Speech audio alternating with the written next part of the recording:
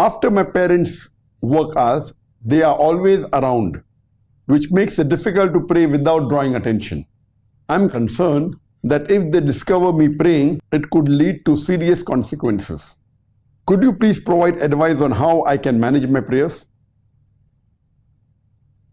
As far as prayers are concerned, for an adult Muslim, it is compulsory that he should pray all 5 times Salah. There is no excuse. He cannot miss.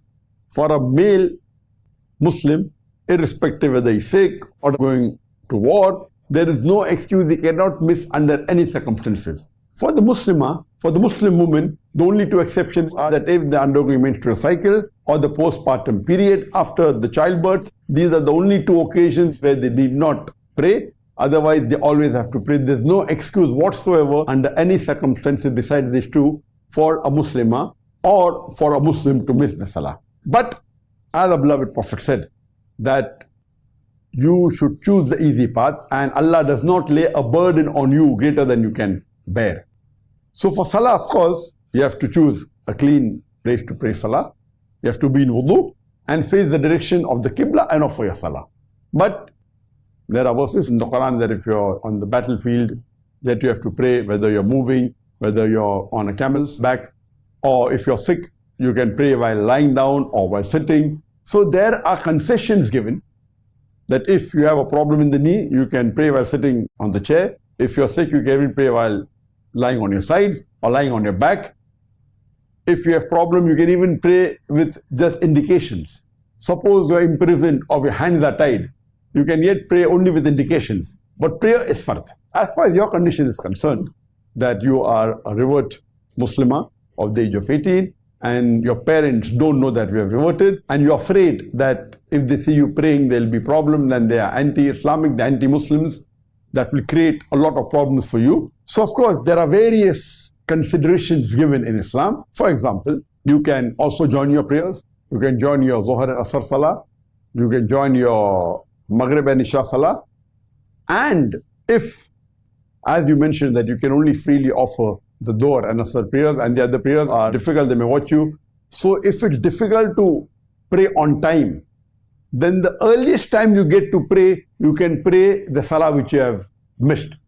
And in your case, you can pray your Zuhr, you can pray your Asr very freely because the parents aren't there. But most of the time during Maghrib and Isha and Fajr, they are there. So there is an option that if you have no option at all and you cannot pray because they are watching you, the last option is that the earliest time that you get when they leave the house, you can pray the Salah that you have missed.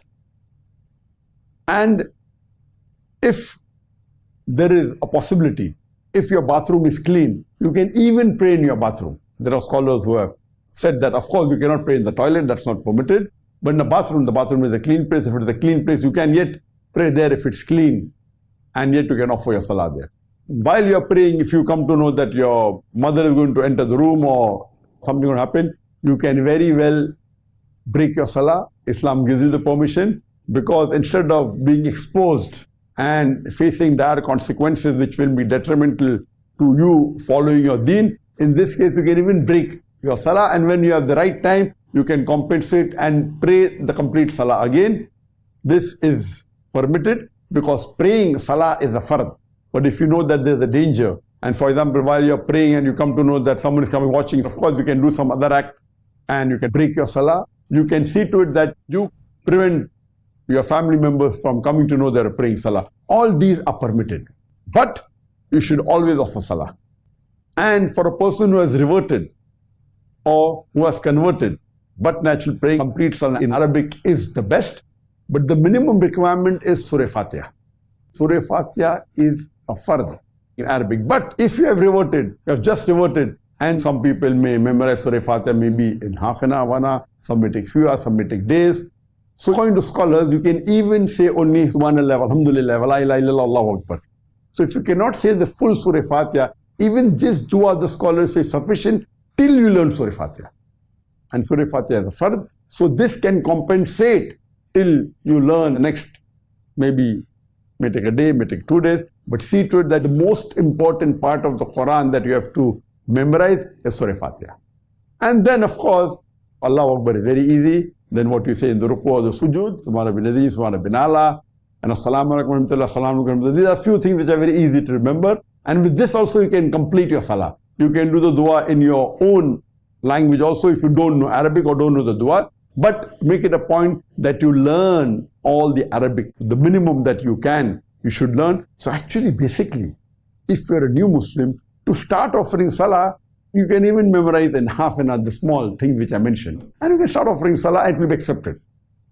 And then if you're praying in a Jamaat, follow what you see your neighbors are doing. It's very easy. And then, not that you have to memorize long surahs, that you can do later on.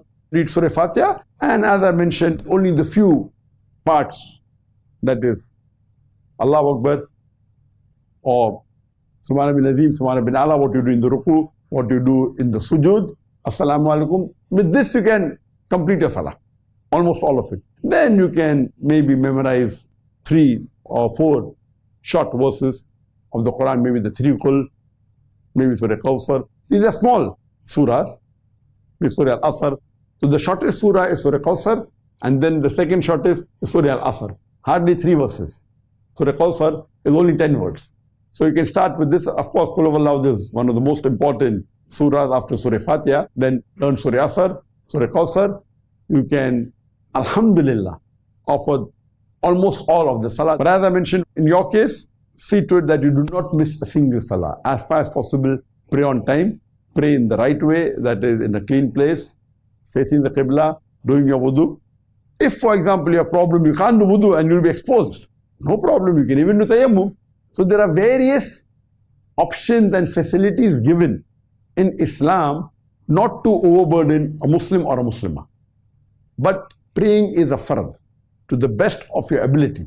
See to it that you pray, don't miss any salah. If the time goes, as soon as you get the time, see to it you compensate for all the salah that you have missed, and inshallah Allah will accept it. And I pray to Allah subhanahu wa ta'ala that may Allah give hidayah to your complete family, to your parents, so that they understand the truth of Islam and they accept it, and inshallah Allah put you in Jannat al-Firdaus.